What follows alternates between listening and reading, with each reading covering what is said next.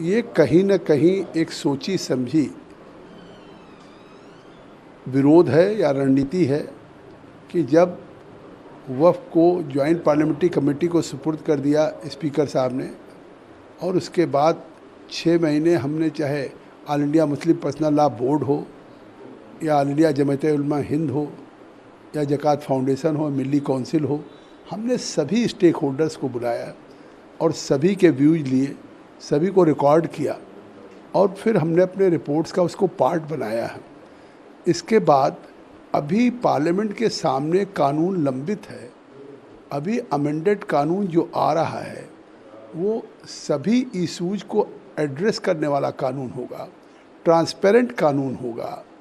गरीब, पसमानदा, ख़वातीन, अनाथ बच्चों के एजुकेशन, हेल्थ के लिए वाकिफ़ की मंशा से, वफ़्द की इनकम से उनको फ़ायदा होगा। जो अभी तक केवल मुतवल्ली वक़्फ से जुड़े हुए लोग जिस तरह से वक़्फ की प्रॉपर्टी को खुर्द-बुर्द करते हैं, जबकि वक़्फ की प्रॉपर्टी का केयरटेकर होता है मुतवल्ली या वक़्फ बोर्ड, मालिक तो जो अपनी डेडिकेटेड प्रॉपर्टी करता है गॉड के नाम पे करता है, तो उसको और बेहतर बनाने के लिए ये कानून बनाया जा रहा है।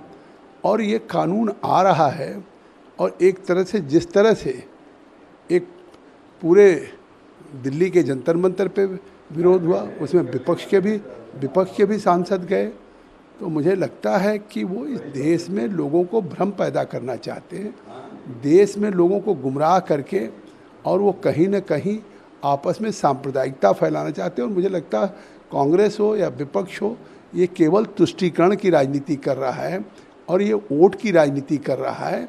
ये कोई इसकी मेरिट पे नहीं बातचीत हो रही है। और मुझे लगता है जिस तरह से एक दबाव जंतर मंतर बना रहे हैं, अब मिली काउंसिल कह रहे हैं आप 26 को विरोध करेगी, कहीं जमात उलमा हिंद पटना में जो इफ्तार पार्टी का बहिष्कार कर रहा मुख्यमंत्री तो उनके रोज़े का एहतराम करके और इफ्तार पार्टी दे रहे हैं।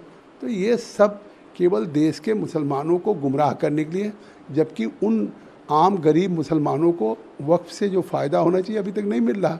अब जो कानून बनेगा उससे मिलेगा। ये एक फैशन सा हो गया है विपक्ष में, चाहे कांग्रेस पार्टी हो, समाजवादी पार्टी हो, कहीं औरंगजेब को अबू आसिम इनके मुंबई के समाजवादी पार्टी के अध्यक्ष महिमा मंडित कर रहे हैं। तो मुझे लगता है कि ये चाहे वो अपने को सुर्खियों में या समाज में इस तरह का लोगों की भावनाओं को ठेस करके जिस तरह से देश के महापुरुषों को अपमानित करने का काम हो रहा है, तो ये मुझे तो लगता है कहीं ना कहीं ये मानसिक रूप से दिवालिया हो गए हैं। अब देश के इतिहास को झुठलाने का काम कर रहे हैं कि ये लोग जो आक्रांता थे या जिस तरीके से आए, चाहे औरंगजेब हो या बाबर हो, उन्होंने देश के चाहे कन्वर्जन हो, चाहे मंदिरों को तोड़ने का काम हुआ, और उसके बाद अब उनको महिमा मंडित करने का काम हो रहा है। और सुमन को लग रहा होगा कि ये तमाम लोग इस तरह के बयानों को दे करके सुर्खियों में पूरे देश में चर्चा में हैं, तो उसी श्रृंखला में वो भी एक बयान दे रहे हैं।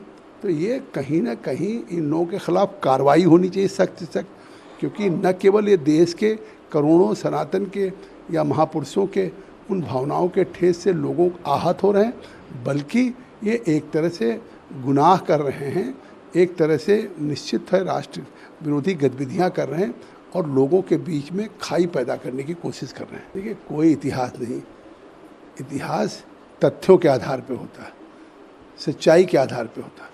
और अगर इस बिल को कह रहे हैं कि कॉन्स्टिट्यूशनल, तो उनको वेट करना चाहिए। अभी बिल नहीं आया, अभी अमेंडेड पास नहीं हुआ और असंवैधानिक कैसे हो गया, अनकॉन्स्टिट्यूशनल कैसे हो गया? अगर है तो उसके लिए न्यायालय भी है। मतलब ये देश की जनता को क्या संदेश देना चाहते हैं कि बिल पास होने के बाद बिल की व्याख्या कि कॉन्स्टिट्यूशनल है कि अनकॉन्स्टिट्यूशनल है, इसके लिए हाई कोर्ट और सुप्रीम कोर्ट का दरवाज़ा, न कि जंतर मंतर पे केवल देश में भ्रम फैलाने के लिए विरोध करें, कहीं पटना में विरोध करें, कहीं मिली काउंसिल विरोध करें। तो ये देश में क्या दबाव से मिली council, all India Muslim personal board या जमात उलमा हिंद के दबाव से कोई कानून रुक जाएगा? कानून बनाने का अधिकार पार्लियामेंट को है, सरकार को है। जनप्रतिनिधियों को जो जनता के द्वारा चुने हुए हैं, और वो एक कानून ट्रांसपेरेंट ढंग से इसमें संशोधन सरकार लेके आई थी।